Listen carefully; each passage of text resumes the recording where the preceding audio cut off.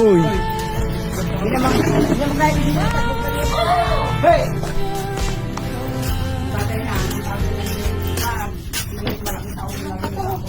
Boss. Yes, boss.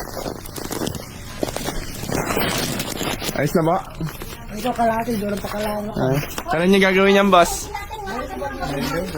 Yan, ba? Si tatay po. Kayo po kasamang gumawa? Oo. Yes po. Ano masabi niya kuya? At may kalahati na. Ang ganda oh. Ang ganda ng pagkalapat no. Bago na din yung kahoy. Pinalitan niya po lahat ng kahoy no? O ito na lahat? Hindi pa no? Hindi ka meron pang pa. Meron ba ba? Ayos ah. Yan po, kalahati na po. Thank you po sa nag-sponsor po. Kina kuya at nanay po. Meron ba po kayong ano? 500 daw po. Habas. Yan po. Ano pong gusto nyo sabihin na? May bigas pa po kayo pala. Ang masasabi ko ng pati, unang-una, nagpapasalamat po ako sa Panginoon. Kasi may mga mabubuting tao na nagbigay sa amin, kaya napalitan po yung bubong. Thank you po sa nagbigay. God bless po sa inyo. At sana marami pa po kayo matulungan. Kaya maraming salamat din po sa inyo, sir. Kasi kung hindi dahil sa inyo, hindi rin po mapapalitan yung bubong po namin.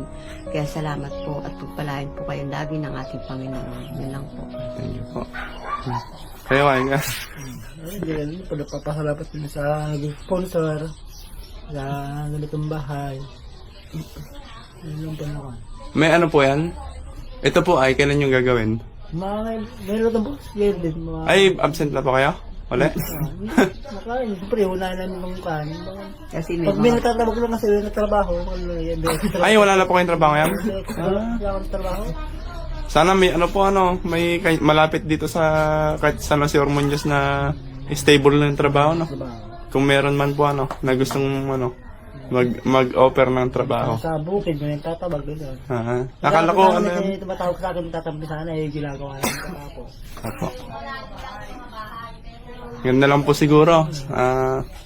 Maraming salamat po sa mga sponsor. Lalo po yung nagbigay po ng pangbubong po nila nanay po.